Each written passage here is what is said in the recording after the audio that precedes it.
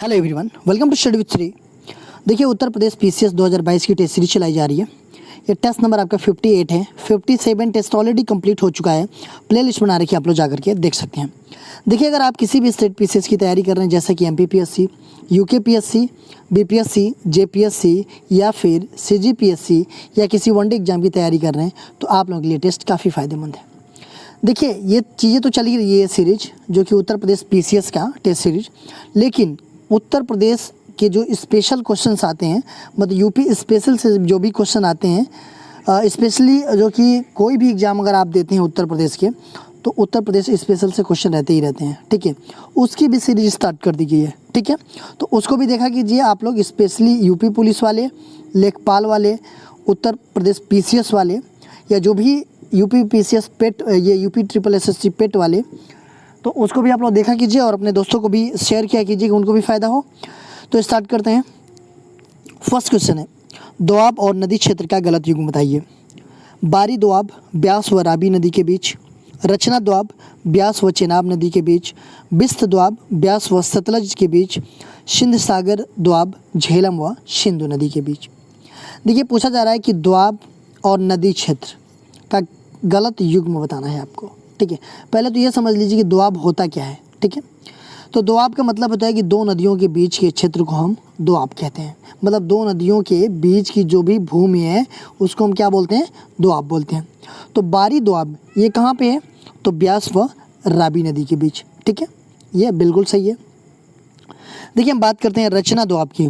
तो रचना दोआब जो है कि किस नदी के बीच है? तो रचना दोआब जो है कि रावी व चेनाब के बीच है, ब्यास व चेनाब के बीच नहीं है।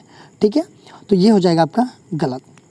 बिस्त दोआब जो है कि ब्यास व सतलज के बीच है, और सिंध सागर दोआब जो है कि झेलम व सिंध के बीच है। तो गलत कौन सा होगा? तो ये बी वाला। रचना दोआब जो है कि किसके बीच है? ब्यास व चेनाब के बीच नहीं है, ये है रावी व चेनाब के बीच। क्रांति और कृषि से संबंधित गलत युग्म बताइए। अमृत क्रांति नदियों को जोड़ने की योजना, लाल क्रांति मांस व टमाटर उत्पादन, भूरी क्रांति तिलहन उत्पादन, गोल क्रांति आलू उत्पादन। देखिए, क्रांति और कृषि से संबंधित गलत युग्म बताना है आपको इसमें। देखिए, अमृत क्रांति किससे संबंधित है? तो नदियों को जोड़ने की योजनाओं से संबंधित है अमृत क्रांति। ठीक है, लाल क्रांति की हम बात करें तो लाल क्रांति मांस एवं टमाटर उत्पादन से संबंधित है, ये भी आपका सही है। भूरी क्रांति ये जो है कि तिलहन उत्पादन से नहीं है। देखिए, भूरी क्रांति किससे संबंधित है? तो भूरी क्रांति जो है कि आपका उर्वरक उत्पादन से संबंधित है, और तिलहन उत्पादन किस क्रांति से संबंधित है? तो ये जो है कि पीली क्रांति से संबंधित है। ठीक है, तो गलत कौन सा है आपका? तो सी ऑप्शन। और गोल क्रांति किससे संबंधित है? तो ये आलू उत्पादन से है, तो सी हो जाएगा आपका गलत युग्म। सूची फर्स्ट को सूची सेकंड से सम्मिलित कीजिए तथा सूचियों के नीचे दिए गए कूट का उपयोग करके सही उत्तर का चयन कीजिए। सूची फर्स्ट में नृत्य का प्रकार दिया गया है, और सूची सेकंड में राज्य का नाम दिया गया है कि कौन सा नृत्य जो है कि किस राज्य से संबंधित है। देखिए, अगर हम बात करें कुचिपुड़ी की, कुचिपुड़ी किससे संबंधित है? तो ये जो है कि नृत्य जो है कि आंध्र प्रदेश में होता है। ठीक है, भारतनाट्यम ये जो है कि आपका तमिलनाडु में होता है, और कथक ये उत्तर प्रदेश का लोक नृत्य है, और ओडिसी जो है कि ओडिशा का लोक नृत्य है। ठीक है, तो ये हो जाएगा A4 B3 C2 D1, मतलब कि ये डी ऑप्शन हो जाएगा आपका 4321। बीटा किरणें के गुणों के संदर्भ में निम्नलिखित कथनों को पढ़कर कूट के अनुसार सही उत्तर का चयन कीजिए। बीटा किरणें धनावेशित किरणों से मिलकर बनी होती हैं। दूसरा दिया है कि इन कणों का वेग बहुत अधिक होता है तथा प्रकाश के वेग के लगभग बराबर हो सकता है। कौन सा सही है इसमें? तो देखिए, बीटा किरणें जो होती हैं ये क्या होती हैं? धनावेशित होती हैं? नहीं, बीटा किरणें जो है कि क्या होता है? ऋणावेशित किरणों से मिलकर के बनी होती है। धनावेशित कौन होती है? तो धनावेशित जो है कि आपका अल्फा किरणें होती है, बट बीटा किरणें जो होती है वो जो है कि ऋणावेशित किरणों से मिलकर के बनी होती है। तो ये हो जाएगा आपका गलत। ठीक है, इन कणों का वेग बहुत अधिक होता है, बिल्कुल सही है, तथा प्रकाश के वेग के लगभग बराबर हो सकता है। अच्छा, प्रकाश का वेग क्या होता है भाई? ये आप लोग कमेंट बॉक्स में मुझे बताएंगे, ठीक है। ये सही है कि इन कणों का वेग बहुत अधिक होता है, लगभग प्रकाश के वेग के बराबर हो सकता है, तो ये सही है। गलत है आपका पहला, तो दूसरा हो जाएगा इसमें सही, तो केवल हो जाएगा 2। लेकिन आप लोग कमेंट बॉक्स में बताइएगा कि प्रकाश का वेग कितना होता है, ठीक है। भौतिकी संबंधी खोज एवं वैज्ञानिक का गलत युग्म बताइए। Diode bulb, sir J Fleming, radio एक्टिवता हेनरी बेकरेल, क्वांटम सिद्धांत मैक्स प्लांक, विद्युत अपघटन के नियम मार्कोनी। देखिए भौतिक संबंधी खोज एवं वैज्ञानिक का गलत युग्म बताना है। देखिए डायोड बल्ब की खोज किसने किया था? Sir J Fleming. रेडियो एक्टिवता की खोज किसने किया था? Henry Becquerel. क्वांटम सिद्धांत किसने दिया था? तो मैक्स प्लांक ने दिया था। विद्युत अपघटन के नियम किसने दिया था? तो विद्युत अपघटन के नियम जो है कि मार्कोनी ने नहीं दिया था। किसने दिया था? फैराडे ने दिया था, ठीक है। तो ये हो जाएगा आपका डी गलत ऑप्शन। निम्नलिखित कथनों को पढ़कर कूट के अनुसार सही उत्तर का चयन कीजिए। साबुन सोडियम और पोटेशियम लवणों के उच्च वसायुक्त अम्ल होते हैं। दूसरा दिया है कि अधिकांश तत्व ऑक्सीजन एवं वायु में मिलकर ऑक्साइड बनाते हैं। कौन सा इसमें सही है ये बताना है आपको। देखिए साबुन, सोडियम और पोटेशियम ये लवणों के उच्च वसायुक्त अम्ल होते हैं, ठीक है। ये आपका सही है कि सोडियम, साबुन और पोटेशियम लवणों के उच्च वसायुक्त अम्ल होते हैं। अधिकांश तत्व ऑक्सीजन एवं वायु में मिलकर के ऑक्साइड बनाते हैं। बिल्कुल सही है कि वायु में मिलकर के अधिकांश तत्व जो है कि ऑक्सीजन एवं वायु में मिलकर के क्या बनाते हैं? तो ऑक्साइड बनाते हैं। ये भी आपका सही है, ये भी आपका सही है। तो कौन सा हो जाएगा आपका? सी ऑप्शन हो जाएगा। 1 और 2 दोनों सही है। निम्नलिखित में से किस क्षेत्र में पूरा पाषाण काल, मध्य पाषाण काल और नव पाषाण काल के अवशेष एक क्रम में पाए गए हैं? कश्मीर घाटी, कृष्णा घाटी, सोन घाटी से, बेलन घाटी से। देखिए क्वेश्चन पूछ रहा है कि किस क्षेत्र में पूरा पाषाण काल, मध्य पाषाण काल और नव पाषाण काल के अवशेष एक क्रम में पाए गए हैं, किस क्षेत्र में? तो देखिए मैं आपको बता दूं कि ये जो है कि आपका बेलन घाटी से, विंध्य क्षेत्र से और नर्मदा घाटी से पूरा पाषाण काल, मध्य पाषाण काल और नव पाषाण काल के अवशेष एक क्रम में पाए गए हैं। कहाँ कहाँ से? तो बेलन घाटी से, विंध्य क्षेत्र से और नर्मदा घाटी से। तो इसमें केवल बेलन घाटी दिया गया है, तो हो जाएगा आपका डी ऑप्शन। लोथल का गोदीवाड़ा अच्छी तरह जुड़ा हुआ था भोगवा नदी से, नर्मदा नदी से, ताप्ती नदी से, भीमा नदी से। देखिए लोथल का गोदीवाड़ा जो है कि अच्छी तरह से जुड़ा हुआ था किससे? तो देखिए आपको मैं बताऊं कि लोथल ये जो है ना स्वराष्ट्र क्षेत्र में सिंधु सभ्यता का सबसे महत्वपूर्ण स्थल है ये, ठीक है। और ये प्राचीन काल में साबरमती और भोगवा नदियों के संगम पर स्थित था। किस किस नदियों के बीच में? तो साबरमती और भोगवा नदियों के संगम पर स्थित था। तो इसमें दिया गया है केवल भोगवा नदी से, तो ए ऑप्शन आपका सही होगा। त्रिकोणात्मक संघर्ष किसके बीच हुआ? प्रतिहार, पाल और चालुक्य, पाल प्रतिहार और राष्ट्रकूट, पाल गुर्जर और प्रतिहार, इनमें से कोई नहीं।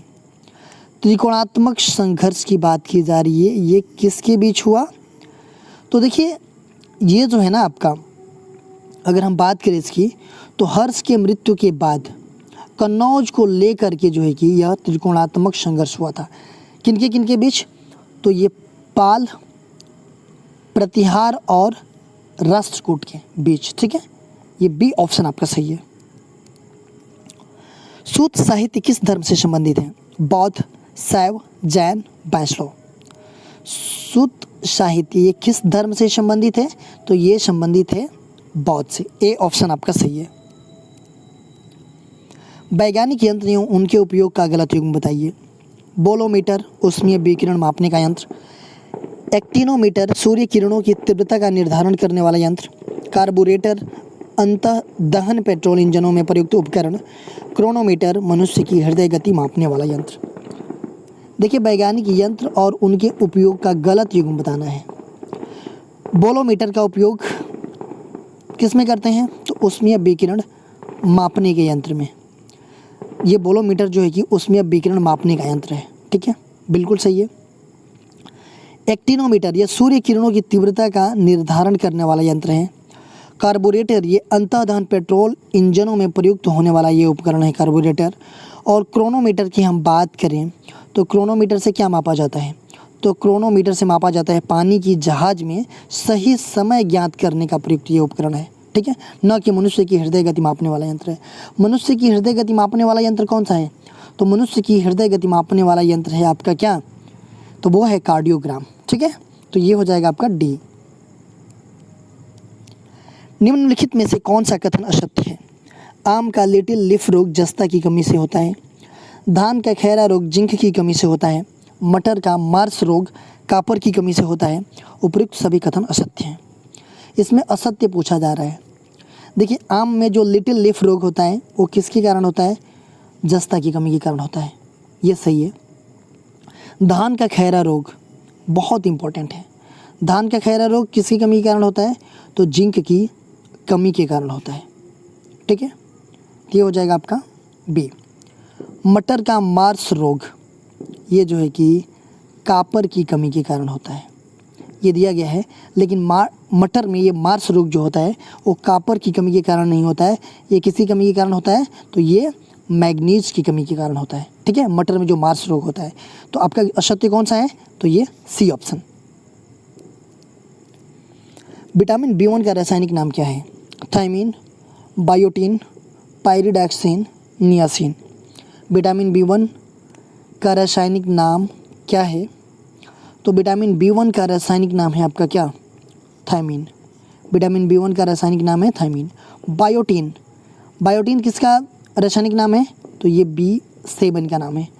पायरिडॉक्सिन ये जो है कि B6 का है रासायनिक नाम। और नियासिन किसका रासायनिक नाम है? तो ये जो है कि B3 का रासायनिक नाम है। ठीक है, कोणार्क स्थित प्रसिद्ध सूर्य मंदिर का निर्माण किया था? नरसिंह प्रथम, प्रताप रुद्र, अनंत वर्मन, नरसिंह द्वितीय। कोणार्क का सूर्य मंदिर जो है इसका निर्माण किया था, किसने किया था? देखिए, कोणार्क ये जो है कि आपका कहाँ पे है? तो ये कोणार्क का सूर्य मंदिर जो कि उड़ीसा के पुरी ज़िले में है। ठीक है, और इसका निर्माण किसने किया था? तो इसका निर्माण जो है कि नरसिंह प्रथम ने किया था। और देखिए, कोणार्क का सूर्य मंदिर है ये, इसको जो है कि 1984 में इसको जो है कि यूनेस्को ने इसे विश्व धरोहर स्थल के रूप में मान्यता दी थी। ठीक है, अवंती स्थित कौन से श्रृंग शासक को महाकवि कालिदास ने अपने नाटक का नायक बनाया था? बृहस्पतिमित्र, पुष्यमित्र, दुष्यंत, अग्निमित्र। अवंती स्थित कौन से श्रृंग शासक को महाकवि कालिदास जी ने अपने नाटक का नायक बनाया था? किसको बनाया था? तो वो अग्निमित्र को बनाया था। देखिए, कालिदास ने अपने नाटक में अवंती के उपराजा अग्निमित्र को नायक बनाया था। ये कहाँ के? तो ये अवंती के उपराजा थे। ठीक है, इनको जो है कि बनाया था। देखिए, इस नाटक के अकॉर्डिंग जो है कि पुष्यमित्र का पुत्र अग्निमित्र ये जो है कि विदिशा का राज्यपाल था। ठीक है, उनसे विदर्भ को जीत करके जो है कि ये अपने राज्य में मिला लिया था। ठीक है, देखिए, कालिदास ने यवन आक्रमण का भी उल्लेख किया है। कालिदास जी ने यवन आक्रमण का भी उल्लेख किया है कि उसमें अग्निमित्र के पुत्र जो कि वसुमित्र थे, उन्होंने जो है कि सिंधु सरिता के दाहिने किनारे पर यवनों को जो है कि पराजित किया था। ठीक है, प्रसिद्ध बौद्ध लेखक हरिभद्र निम्नलिखित में से किस शासक के दरबार में थे? देवपाल, गोपाल, महिपाल, धर्मपाल। प्रसिद्ध बौद्ध लेखक हरिभद्र ये जो है कि किस शासक के दरबार में थे? तो ये जो है कि धर्मपाल के दरबार में थे। देखिए, धर्मपाल के बारे में अगर हम बात करें तो यह एक उत्साही बौद्ध था। इसके लेखक में उसे परम सौगात कहा गया है, धर्मपाल को। ठीक है, देखिए, उसने जो है कि विक्रमशिला तथा सोमपुरी में प्रसिद्ध बिहारों की स्थापना की। और जो है कि ये हरिभद्र जो थे, ठीक है, ये बौद्ध लेखक थे, इनके ही दरबार में ये निवास करते थे। ठीक है, विभिन्न सुल्तानों द्वारा निम्नलिखित विभिन्न विभागों के निम्नलिखित युग्मों में से कौन सा युग्म असत्य है? दीवान ए मुस्तखराज अलाउद्दीन खिलजी, दीवान ए अमीर कोही मोहम्मद तुगलक, दीवान ए खैरात फिरोज तुगलक, दीवान ए रियासत बलबन। देखिए, विभिन्न सुल्तानों द्वारा निम्नलिखित विभिन्न विभागों के निम्नलिखित युग्मों का कौन सा युग्म असत्य है पूछा जा रहा है। देखिए, कुछ सुल्तानों ने अपने विभाग मतलब उनके विभाग हैं, इसमें असत्य बताना है। तो दीवान ए मुस्तखराज ये विभाग जो है कि अलाउद्दीन खिलजी के टाइम में था, ठीक है, ये आपका सही है। दीवान ए अमीर कोही ये मोहम्मद तुगलक के शासनकाल में ये विभाग था। दीवान ए खैरात ये जो है कि फिरोज तुगलक के शासनकाल में था। और दीवान ए रियासत की हम बात करें तो ये बलबन के शासनकाल में नहीं था। ये किसके शासनकाल में था? तो ये अलाउद्दीन खिलजी के शासनकाल में था। तो डी क्या हो जाएगा? ये असत्य है। पुरंदर की संधि 1665 ईस्वी की निम्नलिखित शर्तों में से कौन एक सत्य नहीं है? शिवाजी को 35 से 23 किले मुगलों को समर्पित करने थे। शिवाजी ने अपने पुत्र संभाजी को मुगल बादशाह औरंगजेब की सेवा में भेजना स्वीकार कर लिया। संभाजी को 5,000 मनसब प्रदान किया गया और शिवाजी ने यह उपेक्षा नहीं थी कि वह मुगल सेनापतियों को बीजापुर अभियानों में सहायता प्रदान करे। बात की जा रही है पुरंदर की संधि जो कि 1665 ईस्वी में हुई थी। उनमें शर्तों में से कौन से शर्त सत्य नहीं है पूछे जा रहे। पुरंदर की संधि जो कि 1665 ईस्वी में हुई थी उसमें क्या क्या शर्तें थी? शिवाजी को 35 से 23 किले मुगलों को समर्पित करने थे, बिल्कुल सही था। शिवाजी ने अपने पुत्र संभाजी को मुगल बादशाह और औरंगजेब की सेवा में भेजना स्वीकार कर लिया, ये भी बिल्कुल सही था। इस संधि के माध्यम से संभाजी को 5,000 मनसब प्रदान किया गया, ये भी सही था। लेकिन इस संधि से अगर बात की जाए तो क्या सत्य नहीं था? मतलब नहीं था इसमें शिवाजी से यह उपेक्षा नहीं थी कि वह मुगल सेनापतियों को बीजापुर अभियानों में सहायता प्रदान करे। तो ये क्या था? सत्य नहीं है। ये 3 सत्य हैं, ठीक है। गलत युग्म बताइए। समान पक्षी विहार मैनपुरी, लाख बहोसी पक्षी विहार कन्नौज, शांडी पक्षी विहार मथुरा, सूर सरोवर पक्षी विहार आगरा। देखिए, समान पक्षी विहार मैनपुरी, समान पक्षी विहार कहाँ पे है?